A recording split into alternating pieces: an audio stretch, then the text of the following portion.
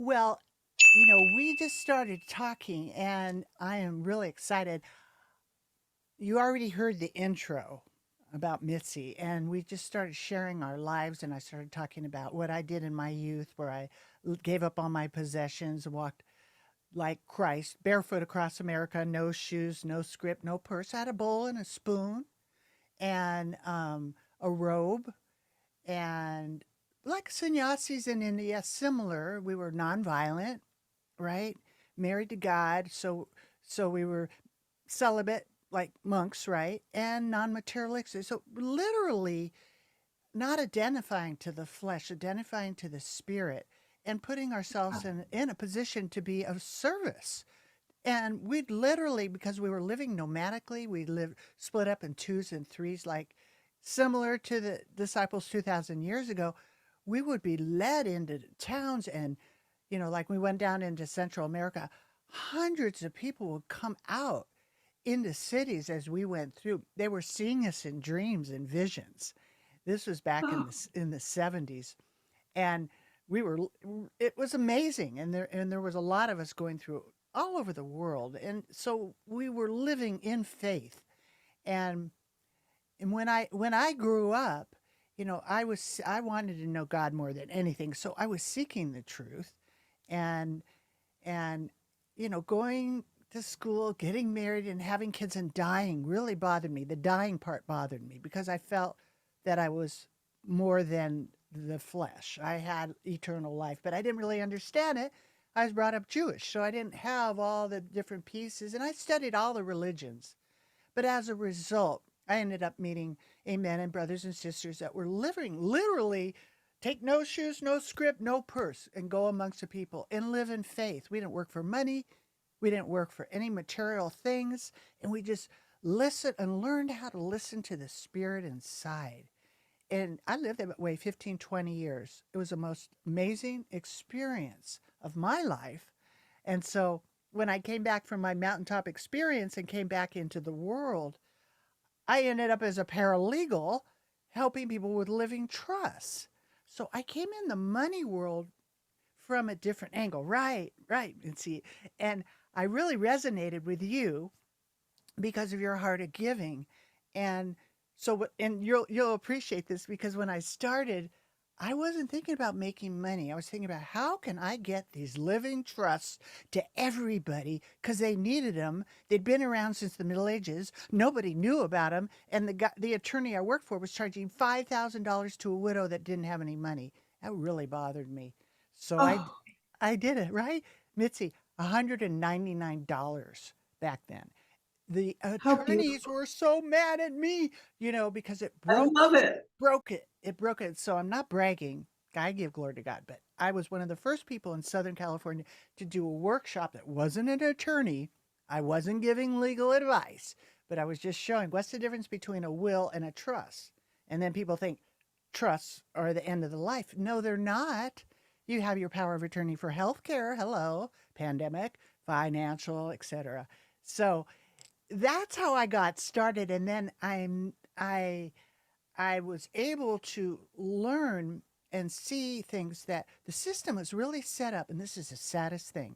I haven't really even articulated this much, Mitzi, but I found out that most people that aren't blessed like you are, that have a lot of wealth, right? Honestly, will end up losing their money before they pass away in a nursing home, in probate, or the Great Recession.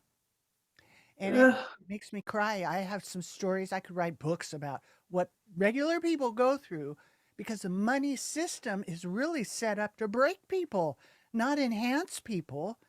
And because of that mountaintop experience, it forced me to dig deeper and learn about safe money. So I do things differently than most people.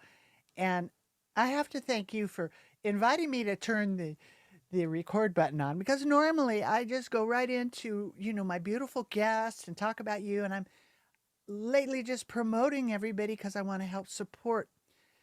I heard you on C Suite talking about your give back, and I really resonated with that. And I have the breath of life, and I figured as long as I'm here, I want to be able to do what I can to help, right? In a big way. And I mean, I'm talking about millions of people that we can shift the legacies. We can shift the way that people are thinking. We can shift the way that people were brought up by simple actions.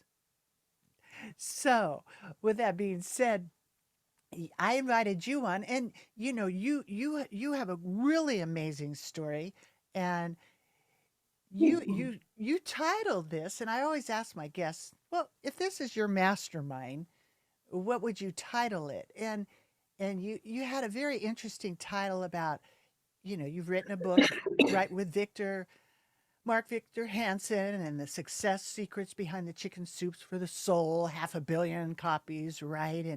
And talking about those principles, which in essence, all of these high level principles really are, when you learn how to listen to the spirit inside, you'll get that connection, because everybody's got it. It's not I'm better or you're worse or higher. There's no higher or lower into it. But those spirit techniques are available to everybody. And when you give, you receive. So that's what inspired me to have you on this show. And you know, you've had the privilege of observing mega success, and close up, right, with your dad's involvement with a Sheraton hotel chain, and your husband, your late husband, with all of his success. And so you have quite a unique, you're unique in how you were brought up, right? And honestly, I was brought up in that similar way, and I didn't really realize that not everybody is in the 1%. And so I kind of had to go kind of down with people and just leave it all. And I guess that's part of what pushed me into that, so that I could have a reality check and then see where I could really serve the most, right? So, Well, I love the word serve that you just used, because to me, that's the purpose of life, serving one another. that's And I also love what you just said, because I have a theory, which is that the greatest gift one person can give another is inspiration. And your story is inspirational. Somebody who's willing, for the sake of finding out what it's all about, to walk barefoot without money and without sex for 15 years. really That's more, commitment. really more like 20. Some, well, they're actually, Actually, I can imagine the barefoot, and I can imagine the no money. That third one, that would be hard. it would be, unless you were filled with an ecstatic, overwhelming flow of joy. Joy's different than being happy. I'm happy, right? But happy is like a temporal, has a beginning and an end. But a joy, the joy, the spirit, the joy of the Lord, it's like this. Oh, it's like a waterfall, because it's ecstatic. All right, it right, But that's like orgasmic, Mother right? Teresa's, the quote from Mother Teresa. Mother Teresa, probably most people know most of this, but her vow of poverty meant that she only owned 4 physical items, things that you could Right, touch. right. And 3 of those were cotton saris. And Yeah, by the way, they were the saris that were made by lepers. So these weren't like, I don't know, Givenchy saris. No, they were woven by lepers, and the sandals on her feet. So 4 physical possessions, 3 saris. I guess you could count the shoes as 2. Maybe she had 5. But in any case, uh, she also had she had a vow of poverty, a vow of uh, celibacy and obedience. With all those, what to most of us would seem like sacrifices, she described her life as, quote, a feast of unending joy. exactly. And she also used to say, the more that you can push aside selfishness and kind of want, uh, the more room there is for the spirit to fill your soul. Yes, that's exactly what happened, and I was filled with that, where there was no desire. I mean, I didn't have the desire for sex. Doesn't mean that I didn't have it. I haven't had it or didn't have it, but at that time when I was living that life, it was removed.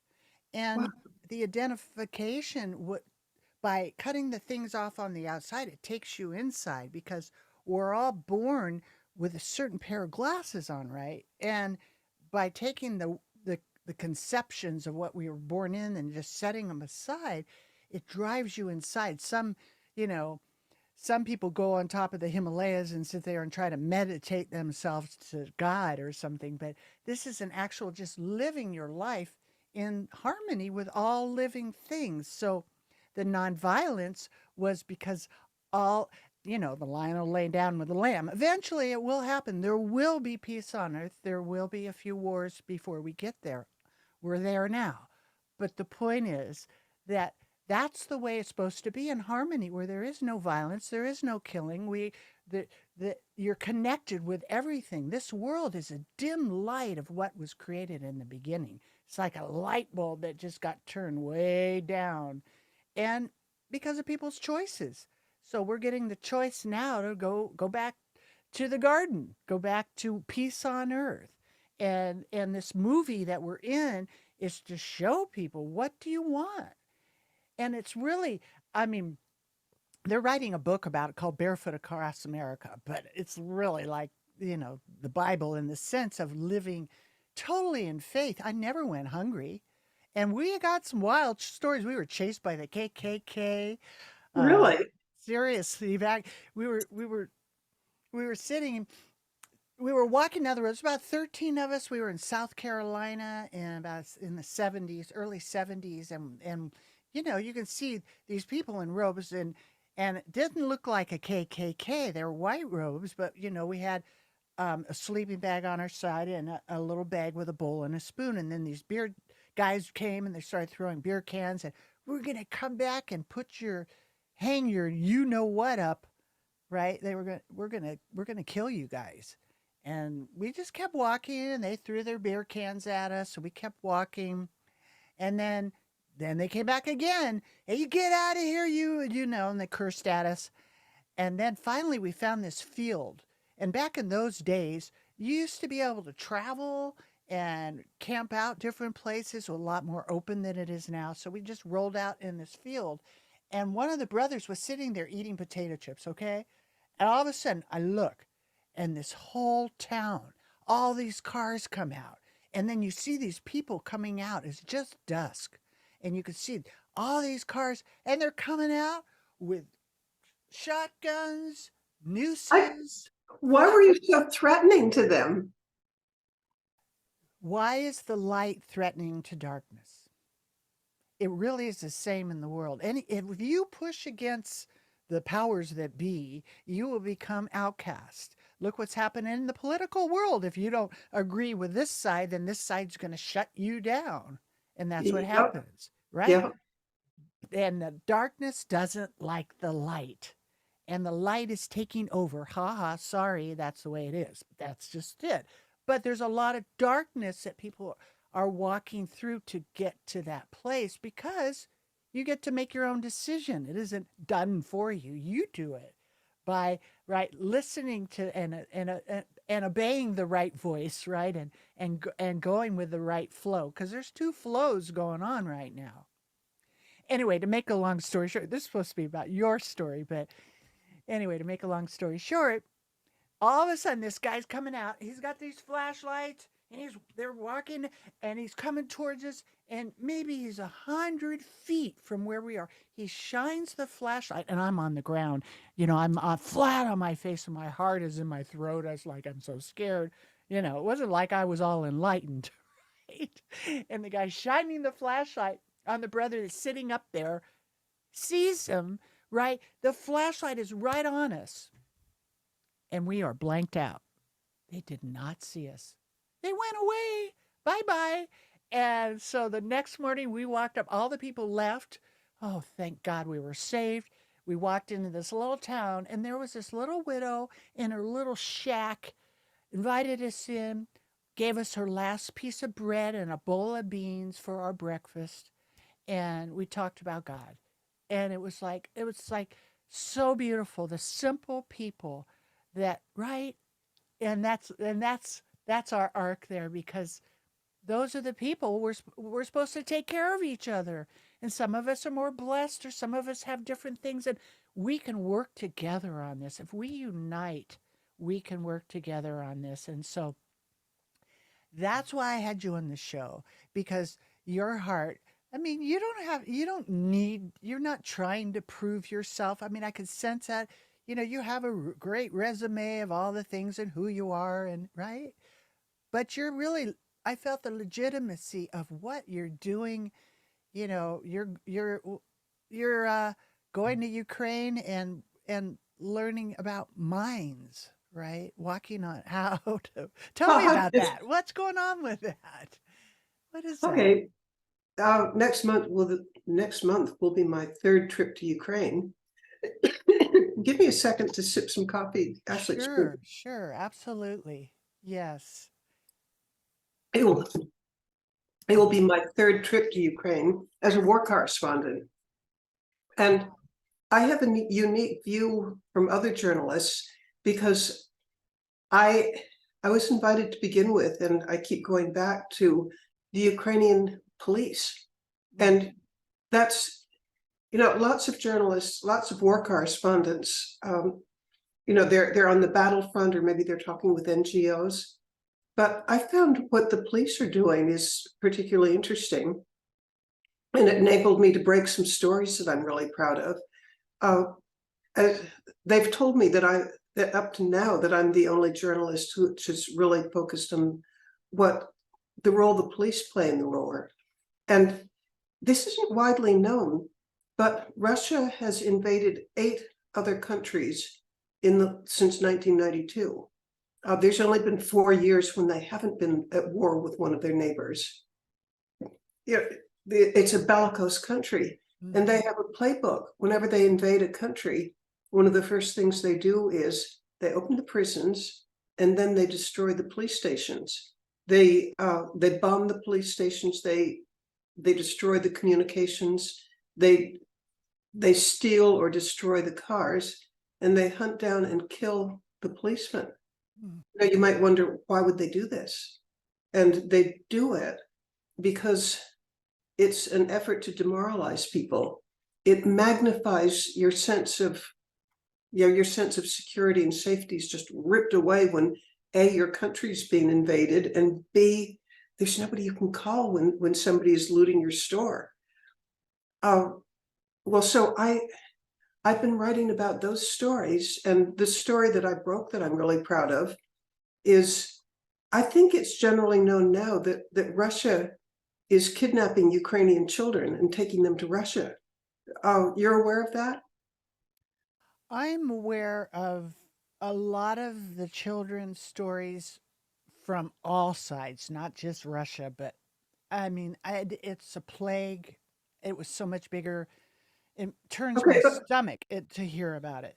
Yeah. yeah. In the case of Ukraine, Ugh. the police, because the police collect information on war crimes, and they say there are 200,000 Ukrainian children that have been taken to Russia and adopted.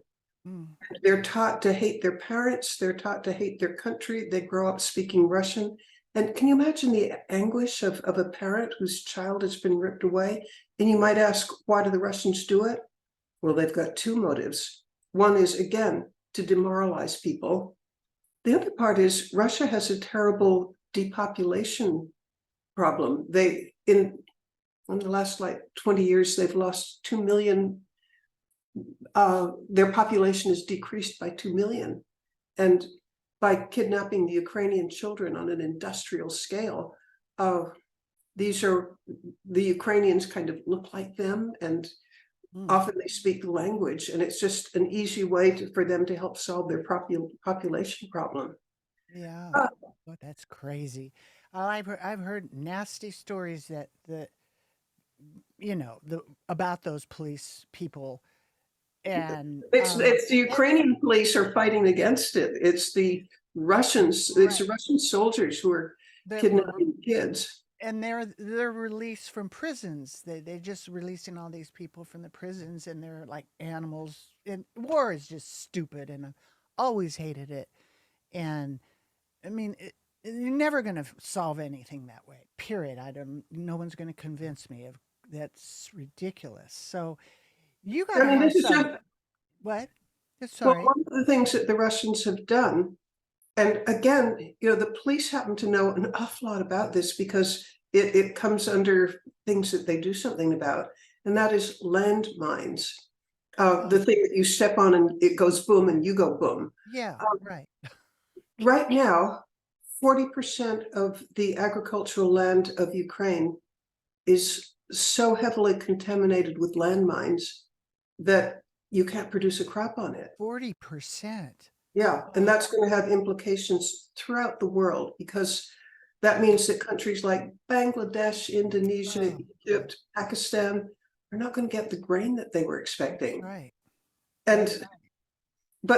but then the evil goes, we've been talking about goodness, but goodness, uh the what needs doing, I mean, there's a million things that need doing, but what I focus on the moment is landmine clearance, because among the things that the Russians do with landmines, they they mine children's playgrounds. They or I'm they'll leave. I mean, I've seen pictures of this. They'll leave around high schools. I pretend that my hand is a cell phone. When you press the cell phone, it's actually not a real cell phone, or it's a deactivated one, and inside is plastique.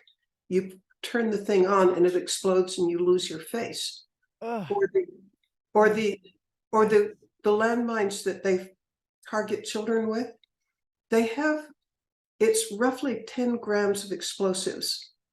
That's to give a feeling for that, that's like what 10 paper clips weigh. So why would they have such a small amount of explosive on something where kids congregate? Well, because they want to take off the foot of the child, and it does. And that way, it has several advantages for evil people. It means, demoralization for the parents. The child is maimed for life. And then it means, from the Russian point of view, that the parents are home taking care of the kids, not out defending the country. And it's a terrible strain on the medical system of Ukraine. So, what I want to do is get rid of landmines, and I've started. I mean, I write about it right and left. I'm going to the landmine clearing school, and I've started a crowdfunding effort. It's called donorc.com/Ukraine. And donor is like I'm giving, DONOR, and C is like I see you.com/Ukraine. The pay scales in Ukraine are so different from what we can imagine. $300,000 will pay for 18 people for half a year to do landmine clearing. And that means probably thousands and thousands of people aren't going to be maimed and killed for life. It means that farms can be recovered. And the goal is 300,000, and we're just like, maybe $500 short of 100,000 today. So it's really taking off. People care. I'm sure. And I'm sure you'll have way more than that because it's a noble cause. And I mean, you know, who can think like? I mean, just imagine that somebody can even think into doing those evil things. And, God bless you for caring enough to rally around it to get people to activate to do that because it's going to have to be done, right? Yeah, I mean, It has to. I was talking with the head of the organization that the money is going to. It's called the Halo Trust. Mhm. And if you're old enough, you might remember that Princess Diana I was just was going to say that. Yeah. Yeah. actually something so cool. I just love it. Okay. Princess Diana was there at the beginning of the Halo Trust, and it's been, I think we're talking, I'm losing track of time, 32 years since, since she walked across a minefield. Yeah. Uh, Netflix is going to come cover this, and we're going to recreate Princess Diana's crossing a minefield. Does that sound interesting? That sounds very cool. And that is awesome. Well, congratulations on that because that'll definitely bring some heart in people that have some. There you go. There's that conscious giving council we talked about, right? That money is just sitting there. It probably will be gone real soon the way they're handling it, meaning use it to do good, to help people. That's Yeah, fabulous. and I can't think of any use of money that prevents more suffering than landmine clearance. You know, this whole children thing and how deep it goes and how wicked it is on a lot of levels, and the landmine. This is a whole little chapter in that whole children's chapter, and I don't really know a lot about it. I didn't know anything that you're saying. It is, it's amazing that I'm so glad that that we've connected, and you know you've published what, like 21 articles, war correspondence. You got to have some guts, right? To Well, you I would walking say around with a gun and and armor and stuff, like really. for the landmine clearing, I already know what the protective gear is like. I haven't weighed it, but the protective plastic thing, Yeah, it, the it head thing. feels yeah, it feels like 15 pounds or more. Mm, Maybe it's 20, maybe it's 10, but it feels you're just totally not used to such a thing. The whole outfit is heavy.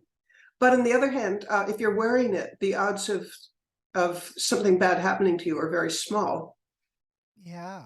And the reason why is they're so sophisticated. They've been studying landmine clearing for decades, and there are whole academic departments that study what's the best way to go about this.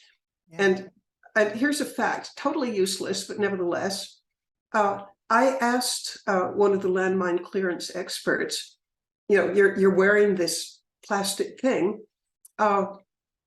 Couldn't an explosive just go through it and kill you? Yeah. And the answer is, for the most part, no. We know that if an explosive is, say it's, I'm going to be roughly accurate, but don't hold me to precision. But supposing that the thing that you're deactivating is 4 feet away, they know how fast the explosive shrapnel moves, and again, I'm going to be directionally accurate, if not precisely accurate. By the time it hits your face guard or your body or your hands, by the time it hits you, it might be traveling at 4,000 feet per second. And I just misspoke. I think it's like 400 feet per second. The protective equipment protects you at like 5,000 feet per second. Mm, So if you're wearing the right stuff and you're paying attention, you're probably going to be okay. So, probably okay. But well, I'm told that landmine clearing people do get killed, uh-huh. but the most common reason for them to get killed is they stop paying attention. That if you're really paying attention, and you can't let your mind wander about what's for dinner or something. Um, Right.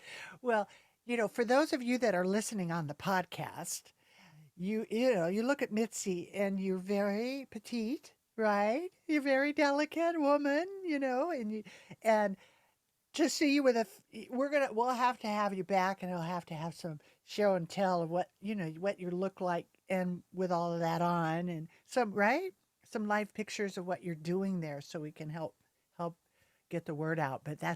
But you're so cute, and you're so delicate, so to see this big thing on you. And that's the same energy of when we started talking about walking barefoot across the water, walking in faith, not knowing where your food's going to come on. Are you going to be run over by a car? Some drunk guy's going to shoot you, right? Or the guy's going to rape you, whatever, right? That's okay, or in my case, that one of those rockets has my name on it. hello, or I mean, yeah, more than one rocket, right? well, I can remember in December, I was in Kiev. I visited other parts of Ukraine, but at the time I'm talking about, I was about to visit a school to find out from kids what it's like to be a student during war. Yeah. And the there was a policewoman who was accompanying me. She was driving. I don't want to drive in Ukraine traffic. Uh, well, so she was accompanying me, and she took out her cell phone, and she showed me on the screen of the cell phone these little dots. I'm going to guess, I think I saw like 10 of them, and the dots seemed to be coming towards us. And she said, Kiev, which is where we were, is under attack right now. This app shows where they came from and where they're heading. And by the way, we can't cross any bridges to get to the school because the bridges are all closed because the police know that the Russians target bridges, and you don't want somebody on a bridge when it's about to explode. Right. Well, so anyway, so there I am sitting in the car listening to this and watching this. And then she says, they've gone over our heads. They're not going to get us. But it's a real interesting experience to know that you're in a city that's under rocket attack. I would think so. And I mean, And my first night was spent in a bomb shelter. welcome to Kiev. Right. Yeah. And there was one night, I'm not entirely sure how this happened, but it did. I don't know if I didn't hear the sirens or what, but I wake up in the middle of this night to this enormous, I've tried to think whether I describe it as a thud or a thump. I learned the next day that it was a rocket that had been shot down. So the rocket, it didn't explode, but it hit the ground close enough to where I was so that I could hear it. And whether it was a thud or a thump, I don't know, but it's very clear that I heard something that you don't normally hear. Whoa, you're a brave soul there, really. But you know what? What if it's the same faith that enabled you to walk barefoot Yes. for years? Because my view is, it comes from Mother Teresa. The good that we can do, we must do. Well, I'm a writer, and I've had 40 years of telling stories, and I feel called and honored to write these stories. I'm really glad we got to meet. It's almost like we're sort of in parallel universes, right? Yeah, I think we have the same motives, and my view is, well, it's my view, but I don't want to get my identity by buying expensive clothes or living in a McMansion. I live in a Right. fairly middle class apartment building in a fairly middle class area of Maryland, Right. maybe lower middle class, and I want to get my identity through service, not through spending. That's thrilling to me because when people hear your bio, which is at the beginning of the show, and I make that up special for you. And we just went into this show talking, but I mean, you have quite a resume, and you could live on the wealth and never do anything. And that to me is a testament of where your heart's at, because you've you know you've been there, you have that, and that's not the success that we have in common is the giving, and knowing that you had a calling. You're a writer. You're in Ukraine during a war. You're walking on mines. You're doing this whole thing because that's where you're being led, and it doesn't make sense to anybody else around. Everybody might think you're crazy. Well, actually, that's true. Right? And you might not be popular with the whatever group that has a lot of money. Well, I've wondered if I even dare confess something, which I will confess right now. Okay. I have a lot of close friends in New York City. I adore them. We've known each other for years, but they're very apt to buy designer clothes. Right. Those cost thousands. Right. For a long time, that doesn't do anything for me. I don't want to get my identity through what I put on my back. Exactly. Actually, I would like to be well dressed, but I just don't want to spend a lot on it. And Right. here's the part that I've been wondering whether to confess. Okay. Okay, for years I would get clothes uh, on Amazon. There's some really, like what I'm wearing right now. Hmm. Uh, I bet it's $40.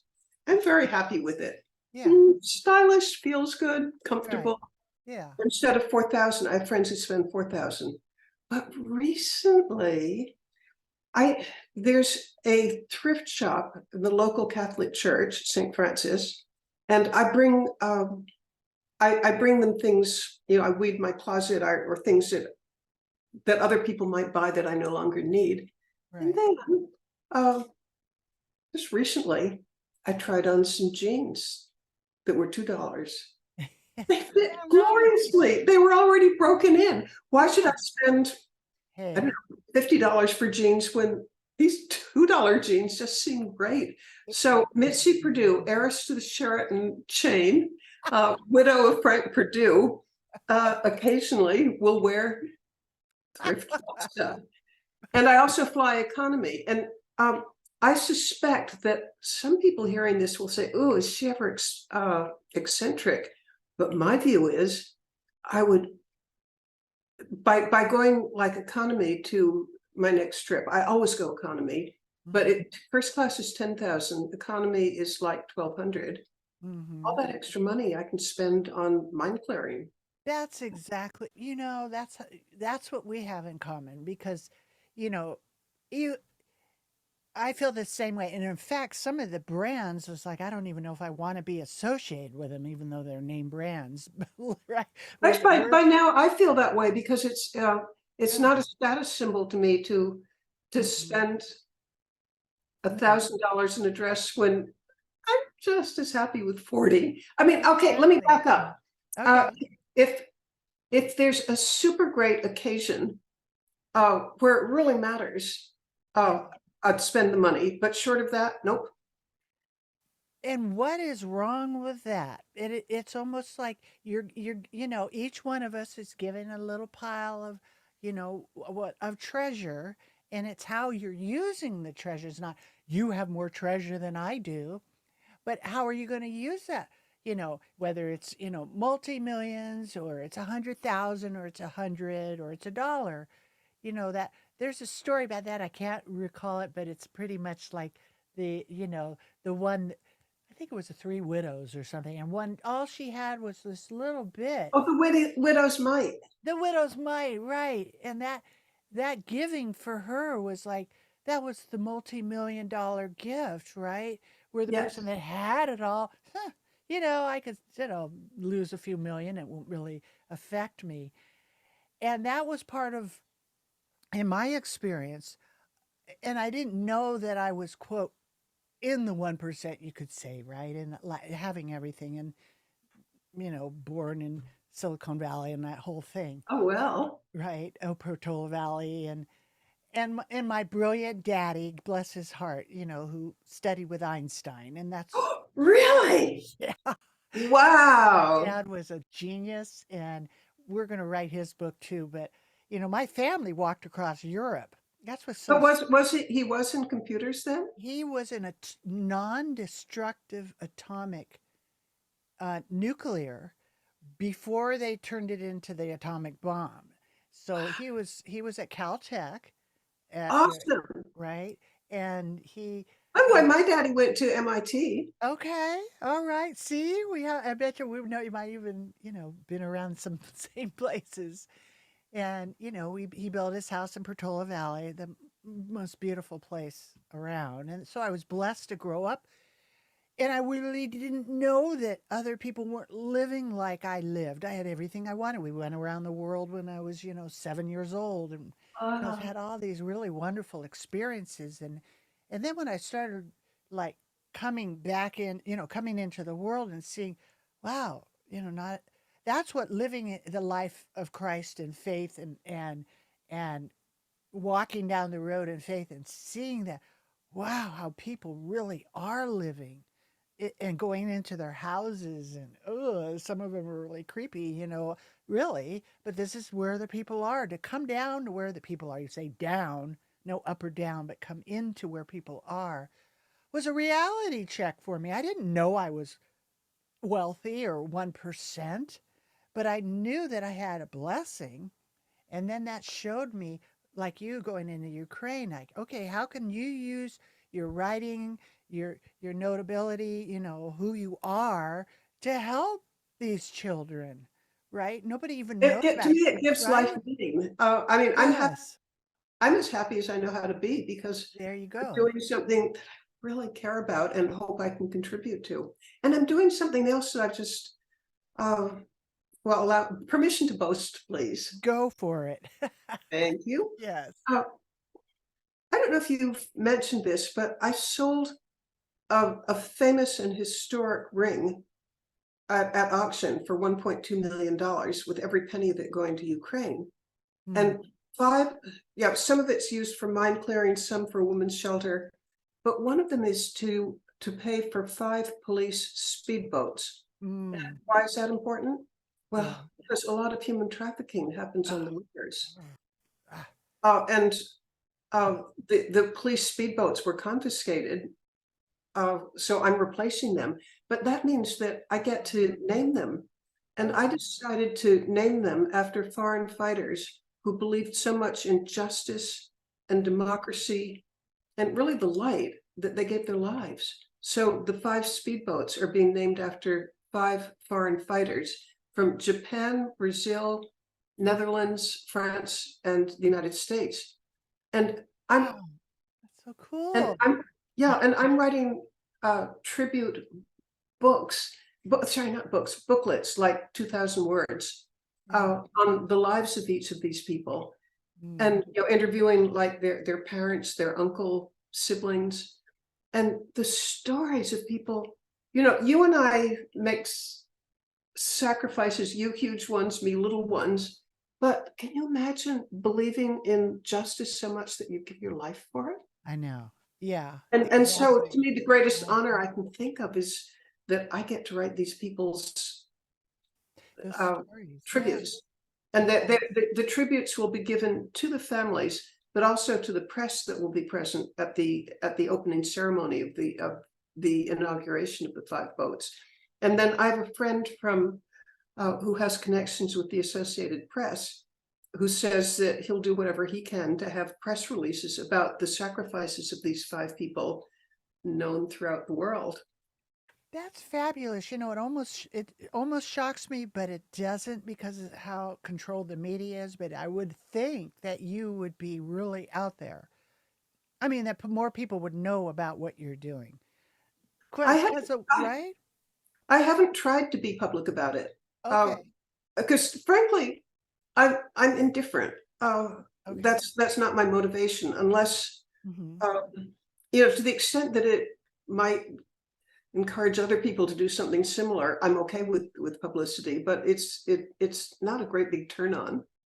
You're not trying, because most people in the world are trying to be successful or trying to be, I'm a giver, I'm helpful, or right. But And as a and matter that of fact, I can think of somebody who's in the press an awful lot, who I think is, I mean, my personal opinion is that this woman, and to some extent her husband, are uh great big fakes because they try to get all the publicity right. for being humanitarian. And but what have they done? What And have they really contributed? right. I I bet we know a know who few of I'm those. talking about. I know who you're talking about. And don't tell us. Should I be specific, or will everybody get it? I don't think everybody will get it. It's totally up to you. I don't really get political in this thing, but you're welcome to say whatever you want. I Okay, think I just assume not name them. I think there's a few of them, so you can leave the names off because it is on YouTube. It's you know. Okay, well, anybody who is in business to get accolades without delivering anything, I don't admire them a whole lot. Okay, well, I think there's a few of those in there. So, and I can think of a few husbands and wives that are like that that are Oh, known. there's that. Yeah, but both. But the Actually, point. okay, I will give a clue. It's a couple, and I Okay. actually follow them fairly closely Hmm. because I want an example of what not to do. Right. Right. And that's what this is about, is to have the conversation, to show, you know, utmost faith, because it does take faith, right, for you to go out there It does. I Well, I think mean, I have perfect faith as far as my life, because if yeah, the good Lord wants me, I'm ready. Although I mhm. definitely prefer that it would be 20 years from now. There you go. We're going to live to 120 in good health. That would work. As long as we have our assignment, and it's sure a lot to do, but it really does a lot. It really goes a lot faster when like-minded people connect, and I think that's what's happening. I do think the world is, we're in Revelations, and it's, one system is shakening and it's awakening for people to decide who who they want to help, if they want, the good and the war between good and evil. But as that one thing shakes away, I do think there will be peace on earth and heaven on earth. How can you say that? That's what I believe.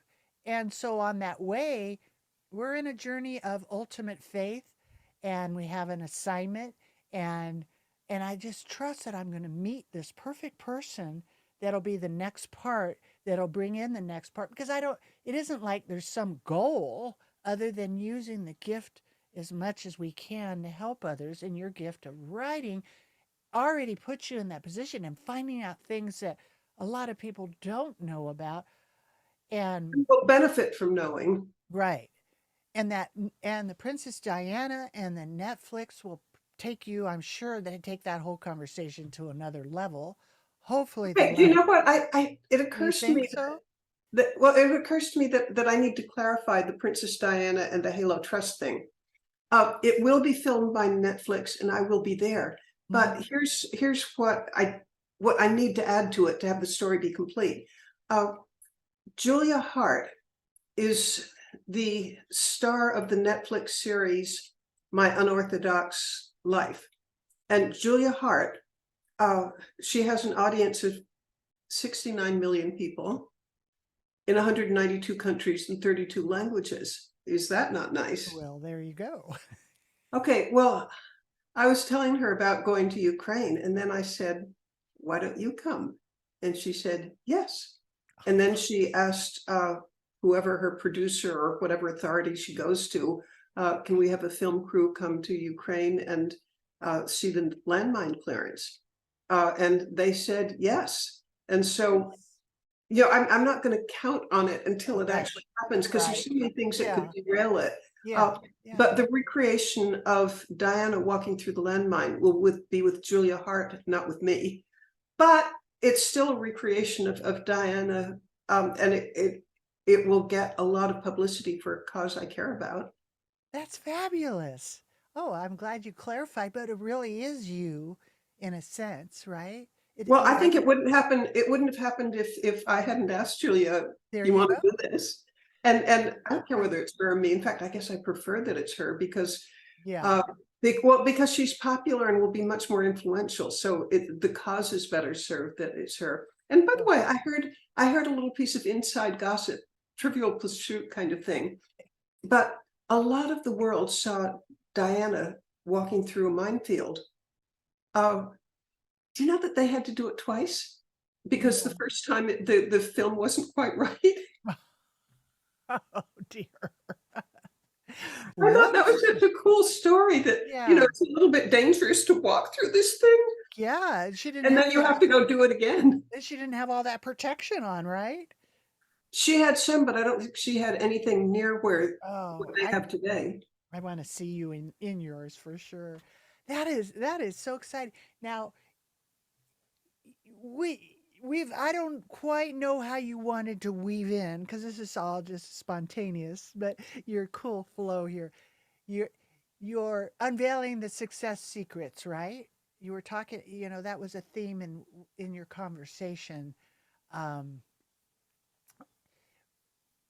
in you were talking about chicken soup for the soul, right? Remember that? And I just wanted to get, why did you pick that title? What is it in that resonated with you? I'm sure you were one of the co-authors, right? Oh, here's the story. I Tell me wrote, the story. oh, let's see, it came out oh, about half a year ago. I wrote a biography of Mark Victor Hansen, who is a co-author of Chicken Soup for the Soul. So what I did was I wrote a biography of him, and in the process shared some of the principles that made Chicken Soup for the Soul a success. And here's how successful it was. That book is in the Guinness Book of World Records for selling more copies, or I guess copies, than any other nonfiction book ever. Half a What? billion. You're Half a kidding billion. me. That's amazing. Mitzi, you're just, Well, I mean, I'm writing about a guy who did it, but I yeah, do tell how he did it. And right. here's here's one of the things that really sets him apart. Success did not drop in his lap. He and Mm, his co-author Jack Canfield, right. they had this idea for a book that would encourage people who are going through tough times, and have kind of a shining light of people who've gotten through tough times and moved Yeah. on, or gotten past them. You know, a book that was uplifting and encouraging and spiritual. So they wrote this book, convinced that they had something that would really, I mean, I'm saying this, it's my words, not theirs, but Yeah.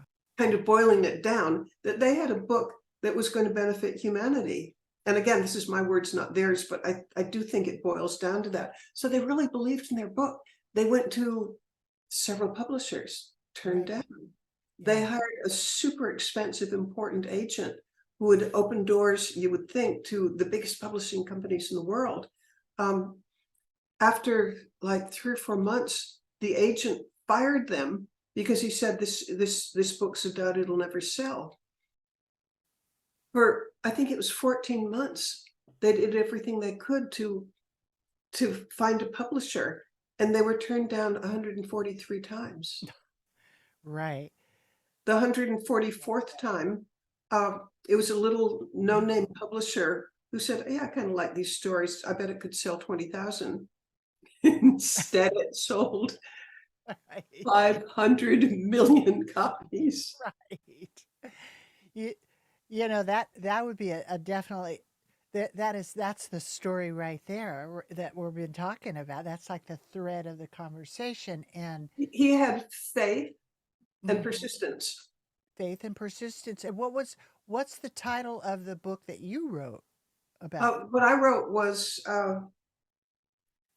Mark Victor Hansen of Relentless. relentless? And Mark Victor Hansen, he's a very spiritual guy. He gives away Uh-huh. 10% of anything that he makes. Yeah. And he's very often, he speaks at churches. He Right. gives his sermons Right. all over the country. I was blessed to meet him and Jack Canfield in several Really? different when I was publishing my book. And Yeah. they were so authentic, when I went and talked to them personally, and, you know, not, and like people can be in the arrogance of their wealth, their arrogance of who they know, or the arrogance of look at what I did. And I really, the come from was just, you know, where you get your blessings, and recognition is ignition, right? And it takes the ego away because I because don't it's think so. Mark Victor has much ego. I think he's just there to serve. That's what I'm saying. That's what I'm saying. That's what I got from him. Oh, and there's a little Mhm. something that nobody would know if I didn't go spill the beans, but Okay, spill the all beans. right, so I wrote the book. I'd spent 18 hours a day on it, just in a Wow. fit writing. Yeah. I got the whole thing done in like 3 months. And Wow. yeah, with fear and trembling, and I've never taken a Valium, but I needed 10. Uh, I showed it to him, waiting for him to hate half of it. Yeah. He didn't change a comma. Wow. And there were people who had negative things to say about him, but he was fine. He just wanted the whole story. That's beautiful. That's I thought really that was beautiful. just unthinkably big. I mean, you've got to have an enormous amount of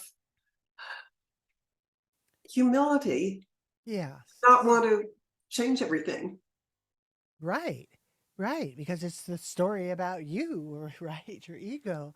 That's Yeah. beautiful. That's really beautiful. That's really nice to know that personal, intimate with him too. Because when I met, everything was just real fast, and it was just a feeling that I got from a quick meeting. And But Well, I think, that's a solid connection there too. okay, but you're right, because that's who he is. Yeah. He's unpretentious, and he's much more interested in helping you than telling you how wonderful he is. I don't think I ever heard him say a single word that was Yeah. ego filled.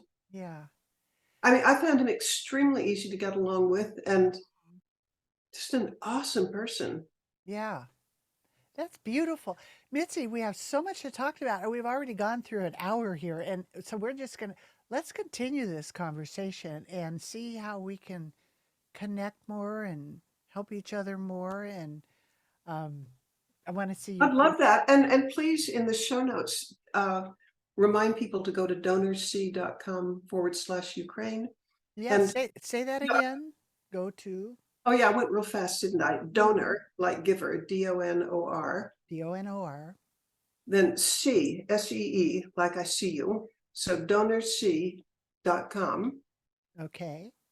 And then / the country Ukraine. Okay. And this is going to help. The funds will go to. Every penny will, actually, I'm matching the first 100,000. So if you give $20, you've really given 40. And that's going to help for the landmines and Yeah, it will go to the Halo Trust, which the is the Halo oldest, Trust. Okay. yeah, it's the oldest and largest landmine clearance Perfect. organization in the world, or Yeah. charity in the world. Right. And the goal is to pay for 18, it's going to be women, 18 women who will be clearing landmines for half a year. It will pay for their Fabulous. salaries. That's fabulous. And I think we should do a little series on that. I just think it's such a beautiful, beautiful story. It needs, I'm sure you're documenting it and everything, but Well, do you know what I'm doing? I decided, permission to boast again. Here goes. okay. We've just been You don't talking need about permission. humility and not having ego, and I'm blowing it, but here goes. No, no, no, Uh, no. Okay. okay, here's how I'm spending a chunk of my time between now and when I leave for Ukraine again. I'm trying to learn videography as fast as I can. Perfect. I've got a good camera, and I'm learning about Good. long shots and close shots and Dutch shots. Do you know what a Dutch shot is? No. It's when your camera is just at a slight angle, and Okay. you can't, it's terrible to overuse it. But supposing that I'm walking into a minefield, Yeah. and you could just have a wide angle of the whole field, or an extreme close-up showing the landmine. Mm-hmm. But a Dutch shot is, the camera is just slightly tilted, and that will tell you subconsciously, ooh, something's wrong.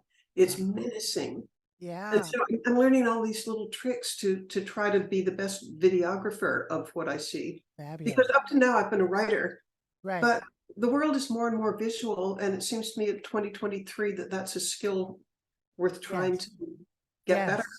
Yes. Yes, especially for what you're seeing, and that'll really make it go viral Oh, I faster. hope so. I hope so. Yes. Yes. So I definitely want to see all that for sure, be part of it. And Oh, and people who make a donation, a $5 donation will get you this. But I wouldn't mind $100, whatever. donorsee.com, DONORSEE.com. Everybody, Well, make sure to give up your Starbucks today or whatever it yeah, is. Throw some help the folks out here. And this is fabulous. Make let me sure tell you you what they'll get if they do. what Okay, if they make even a $5 donation to donorsee.com / okay. um, I've committed. I'm not going to. It's slightly started, but when I really get going, I will have once a week a video, like 90 seconds, showing some new amazing thing with landmine clearance. Like there's this robotic dog called Spot that can sniff and see Hmm. landmines, and it Right. can just gallop across a field. Or there There you are go. Yeah. drones that will map, and they can see. Or there are Mhm. these robots that can remotely dismantle a landmine. There you There's, go. Yeah, there's that all sounds this better. really cool stuff. Yeah, that sounds better than you doing it. Well, yes. That's fabulous. I am so excited for you. You all make sure that you subscribe because we're going to have Mitzi back. We're going to have a continuing story here to see how this unfolds and share pictures with you and stories. And Mitzi, I don't want to stop. So that's what we have to, but we will come back. And any final notes you want to share with everybody? Yeah, you're a fabulous interviewer. I've really enjoyed this. Well, thank you. Now that's an honor. You made my day. See, that's it right there. Really. Well, again, make sure that you go and you say it because you say it much better. Donor Okay. C. Donor, like giver, donor C, like I see you, donorc.com/Ukraine. There you go. Perfect. And by the way, I'll see it because they list everybody who makes a donation unless you choose to be anonymous. But don't be anonymous and tell me that where you heard about it. And I'll write you back. I write everybody who makes a donation, I write them a thank you letter. You're so sweet. Beautiful. Well, thank you so much for being here, Mitzi. It's a real honor, and we will we won't really say goodbye. We'll just pause till we meet again here. A deal. I've loved every second of it. Thank you. Thank you. There's so much to learn about healthy money. I hope today's discussion brings you one step closer to securing and protecting your future. So you can get started on the right foot, go to meetwithkrismeller.com and schedule your free financial fitness strategy session. Thank you for listening, and please subscribe to Money 911 so you don't miss our next episode, which includes health, wealth, and peace of mind.